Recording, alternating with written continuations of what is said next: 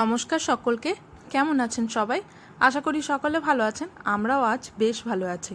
অনেক দিন পর বেশ একটুখানি রোদ বেরিয়েছে, তাই জন্য সকাল সকাল উঠে মনটা কিন্তু বেশ খুশি হয়ে গেল। বিছানাপত্র পরিষ্কার করে তারপরে নিচের কাজকর্ম শেষ করে সোজা চলে এসেছি ছাদে।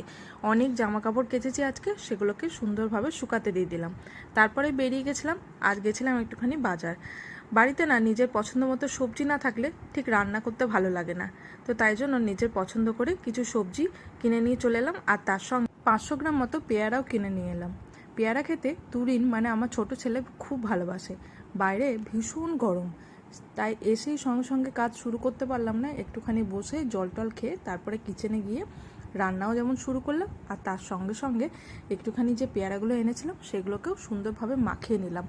মাখা পেয়ারা খেতে খুব ভালো লাগে। আমি প্রথম কলকাতায় এই পেয়ারা মাখা খেয়েছিলাম, মানে কাসুন্দি দিয়ে পেয়ারা মাখিয়ে নিয়েছিলাম, খেতে